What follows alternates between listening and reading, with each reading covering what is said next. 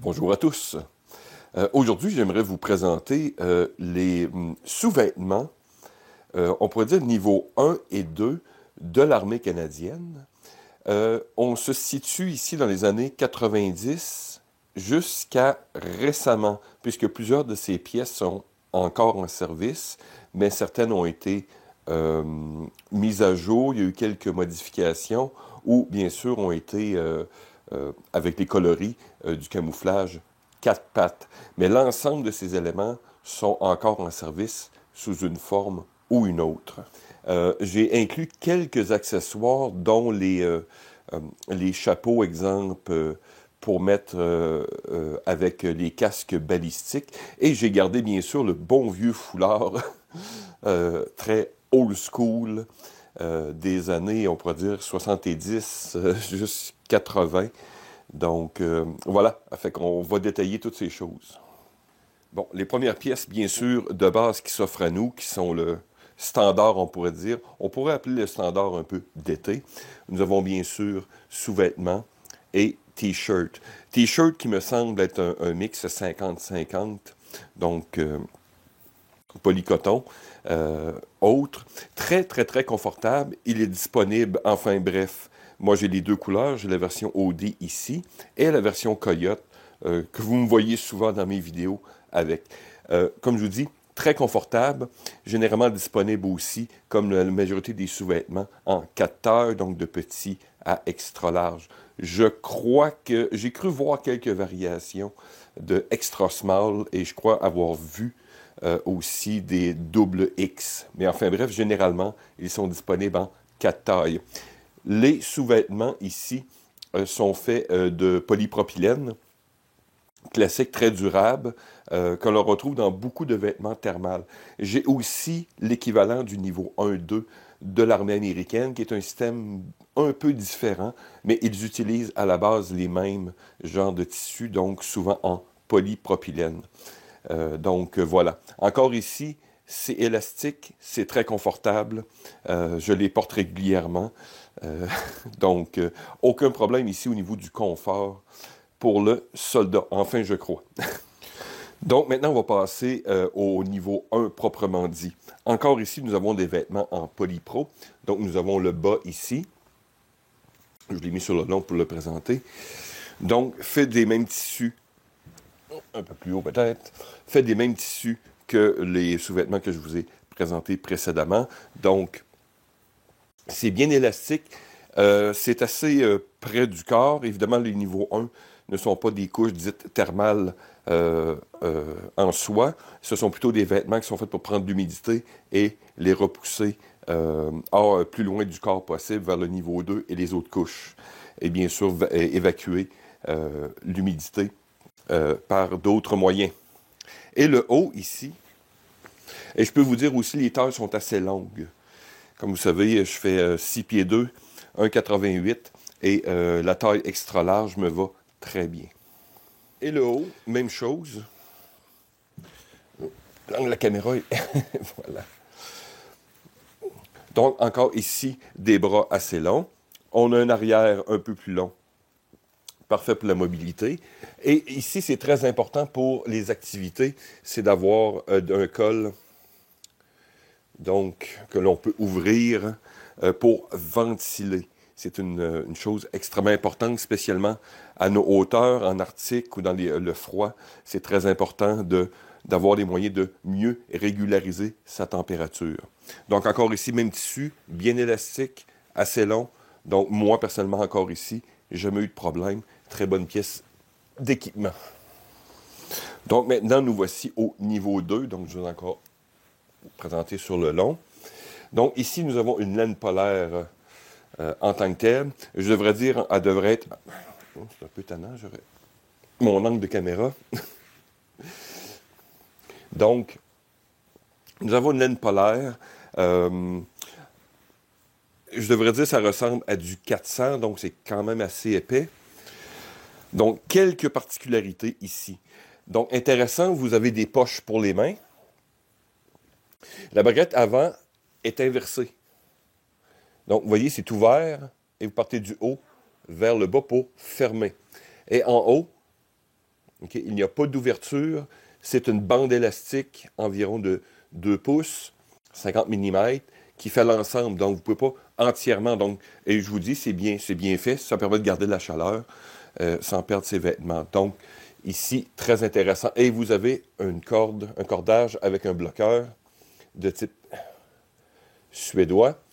Donc, vraiment, c'est très bien conçu. Comme vous pouvez voir ici, les genoux sont renforcés et l'arrière est bien sûr aussi renforcé. Très pratique, bien sûr, pour les opérations hivernales ou autres. Mais je peux vous dire que ce sont des vêtements qui sont vraiment très pratiques en hiver, quand vous avez à vous pencher sur la neige, par exemple, ou autre chose, très pratique.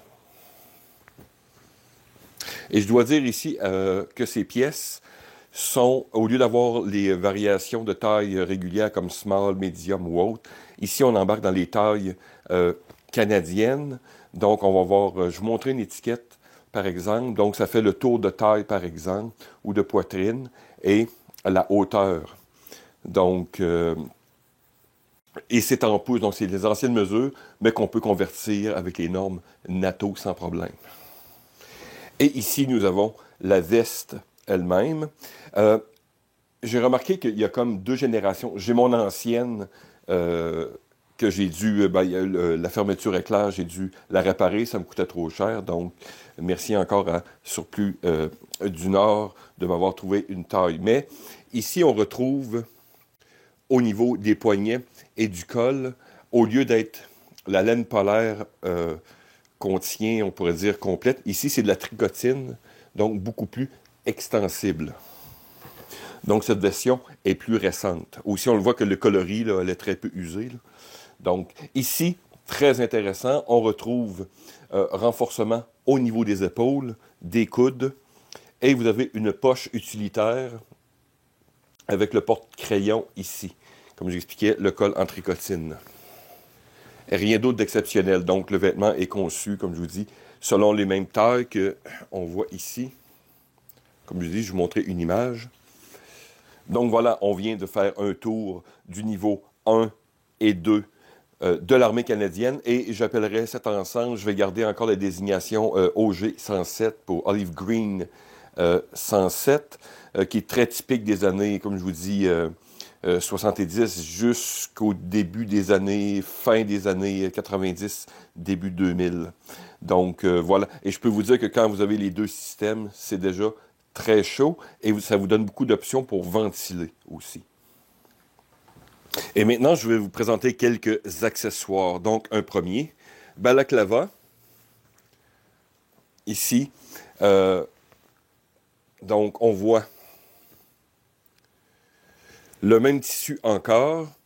C'est élastique avec le renvers. Donc, on a un tissu qui est plus lisse en surface et la laine polaire à l'intérieur. On a aussi des guides de taille, donc il y a plusieurs tailles, donc petit, moyen, large. Je crois qu'il y a 3 tailles pour ces choses. Le deuxième, ici on voit, c'est un col. Donc un faux col avec ventilation au niveau de la bouche et du nez. Comme j'expliquais tantôt, ici au niveau hivernal ou enfin toute opération en température froide, c'est extrêmement important de bien ventiler. Donc, vous avez un tissu maillé au niveau du nez et ou de la bouche. Et la bonne vieille tuque, comme on dit au Québec, c'est vraiment pas comme dans mon temps. Ici, on a vraiment même chose, un très beau tissu, très doux, on pourrait dire, au toucher, et avec la laine polaire à l'intérieur. Vient aussi en 2 ou 3 tailles. Et ce qui est très intéressant, entre autres, c'est le rebord, pour plusieurs raisons. Bien sûr, ça rajoute un peu de chaleur et autres, mais aussi quand vous voulez faire des ajustements ou même dormir dans votre sac de couchage, entre autres, ça vous permet de vous mettre la chose sur les yeux quand vous couchez en patrouille, par exemple, un truc du genre. Donc, ça vous rajoute un peu de confort. C'est pour dire aussi que ces 3 pièces d'équipement peuvent fonctionner ensemble. Donc, vous pouvez porter le balaclava, le col et la tuque ensemble. Donc, les pièces peuvent être combinées. Aussi, j'avais trouvé, ce sont des... je ne sais pas lequel des deux, peut-être des gens en service sexuellement pourraient mieux me renseigner. Je crois que celui-ci est le nouveau et celui-ci est l'ancien, avec des espèces d'oreilles de lapin. Donc, c'est pour porter une protection thermale quand vous avez un casque balistique sur vous. Donc, ici, je me retrouve à avoir les deux. Celui-ci est vraiment plaisant avec la courbe qui ressemble beaucoup au CG 634. Bref, j'ai les deux. Et cette pièce d'équipement, ça c'est dans mon temps, c'est le bon vieux foulard. C'est 100% coton. Donc, c'est un tissu maillé. Évidemment, très confortable puisqu'en coton, mais aussitôt que c'était humide, oubliez ça, ça allait pas dans les poubelles, mais pas loin. Mais c'est une pièce d'équipement très commune dans les surplus. C'est encore très confortable, j'aime bien la porter à l'occasion. Mais c'est pour dire, ça fait encore partie. Je ne crois plus que c'est en service actuellement, mais c'est très disponible dans des surplus. Donc, l'ensemble du système niveau 1 ou 2 et quelques accessoires que je viens de vous présenter sont généralement disponibles dans plusieurs surplus ici, bien sûr. Je les ai vus en ligne aussi dans de grands fournisseurs. Donc, si vous voulez du bon matos, beau, bon, pas cher, regardez les tailles. Et je peux vous dire, comme tu dis, que c'est un système qui fonctionne bien, abordable et très fonctionnel, spécialement en hiver. Donc voilà, merci de m'avoir écouté. À la prochaine.